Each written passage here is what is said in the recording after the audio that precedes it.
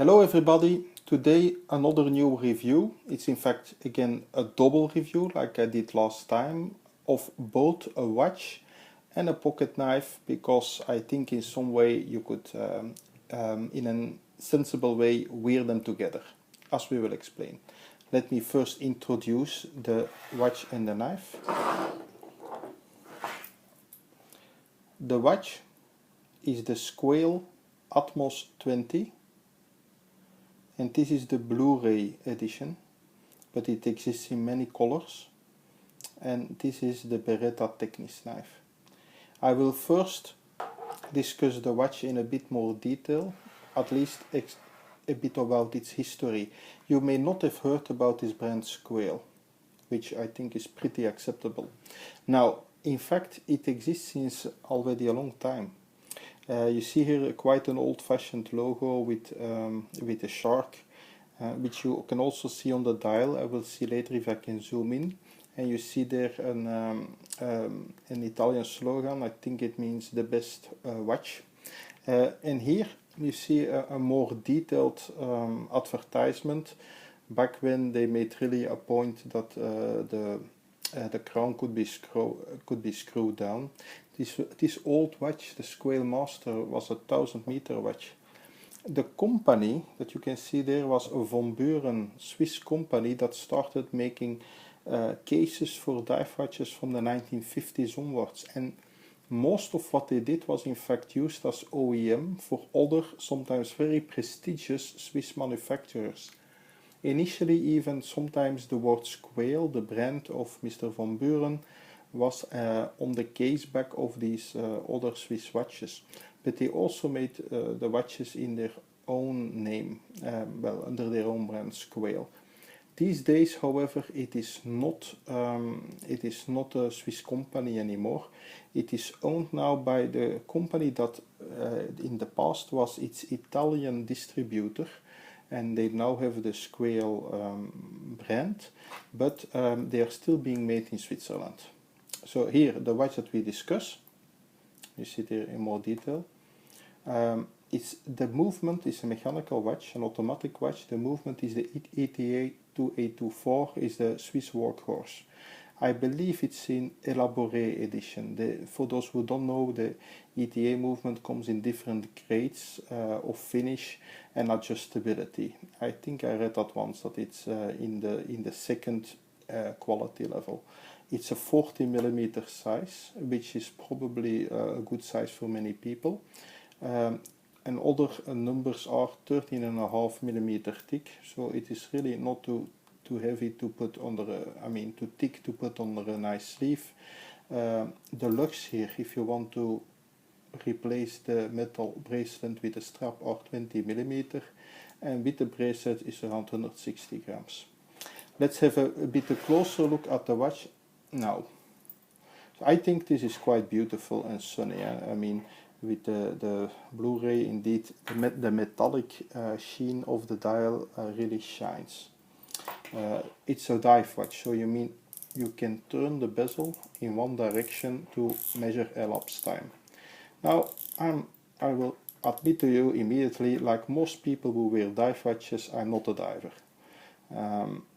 But still, it is still very useful to cook pasta, for example, to count the minutes.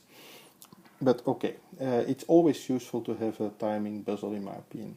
What do we see here? I think personally, as a minus, there's a bit too much text on the dial. You see the Squale in big letters and then the logo with the curve. You see 20 atmosphere, means in fact it can handle 200-meter depth, so it's deep. You can dive with it deep enough for in fact almost any wishes.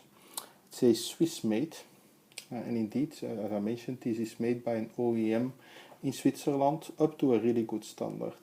That also means when it says Swiss made, the glass here, the crystal is sapphire, so it will be very scratch resistant.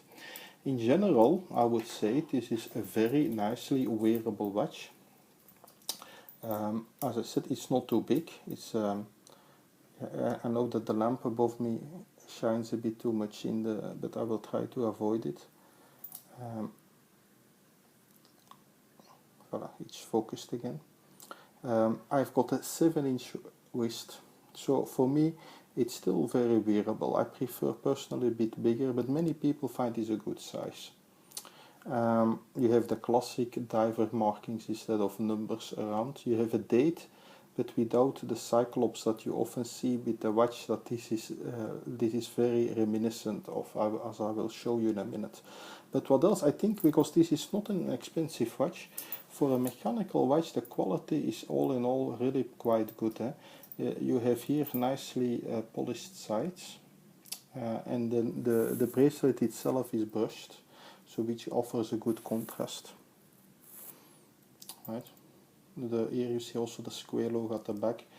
Here when we look at the clasp, this part here is nicely thick metal. Sometimes with affordable watches is just stamped cheap metal. I have one complaint in fact, and you have that sometimes with not so expensive watches. Look, the bracelet, in fact you don't have side pushers. I find it a bit nail breaking to open it, in my opinion. I prefer to have side pushers, but okay, the biggest competitor for this watch is a watch from Steinhardt called the Ocean. It also suffers from that, but I think this is really quite nice with also the polished size of the bracelet. Also notice, and if you buy this kind of traditional dive watch, something that you have to watch out for, the lugs here, they really curve towards the arm, meaning that the watch will sit very nice and close to your wrist, which is nice. I mean, the competitor from Steinhardt, the Ocean 1 there, the lugs stick out horizontal. I find that the bracelet doesn't fit so nicely to the case and to your arm. There's a big hole there. So that I like this quite a bit. I have to now say a bit about this inspiration, I think out of honesty. So of course this resembles quite a bit to the Rolex Submariner, the most popular dive watch in the world probably, a very well known one, very expensive one. Often, well, you don't often see them in blue, you usually see them in black. They also have typically this magnifying glass, the Cyclops. I think I don't like that Cyclops, I find it very ugly even if it's user friendly. But I prefer this here on the Squale being flat. But of course, yes, indeed, it is. You could say that the Squale is an homage, an homage to the paying tribute to the original watch. It's not a fake because it clearly says its own brand. And I must say, well, the Submariner is around since more than 50 years. I think it's quite a generic design now. You have this standard diving style. You can have that now for many brands. So I don't think it's really an issue of like cashing in, you could say, on the popularity of Rolex. It's not a fake. It uses a style which has become very traditional now. Yeah, you see how really the fresh blue really reflects. This is really a very nice summery watch in my opinion. I have one enormous point of criticism is the luminescence. So you see the indices, the white indices and the hands, they are inlaid with a luminescent material, probably some kind of Superluminova, that's a brand. But and here also the little circle, they call that the pip, is also inlaid. But I must say that the luminescence is really disappointing. It is totally not on the level of, for example, a Seiko watch. Well, probably nothing is. But it is really subpar, especially here the little pip is barely visible, the luminescence. So if you really use it in darkness or you go swimming deeper, it's not so much light and you want to measure the elapsed time, then it's quite a bit a pity that it barely watchable, you can barely see it to measure the time passed. But okay, for a normal use watch, and I think most people will use this as a nice casual watch, looking good on t-shirt, on jeans, it's not really an issue. And as I said, really, I think the general quality is really quite good. The crown is nicely knurled. Also about the movement, something I forgot to say, the ETA movement is an automatic movement. I told you that already, meaning, well, try not to drop the watches so they're sensible to it. but also don't wind it too much. When you don't use it and it has stopped moving, then just wind it a bit so it starts moving again, and then wear it. Don't wind it. The watch is well known that the ETA movement doesn't like being very much hand wound. It's really designed for hand for automatic winding. So the watch, I think, really, I will now wear it for the rest of the review. I think it's really quite a nice one, and check also the other colors like the root beer, for example. So now, what we will now discuss and why, well, the pocket knife Beretta Teknys. Beretta, well, in fact, I discussed this in a very old video of mine. You may find this back if you search through my archive, but I think it was good discussing it again. Beretta is a gun company, and like many gun companies, they offer some knives, but what is also typical with gun companies, they almost never make the knife themselves. It's always outsourced.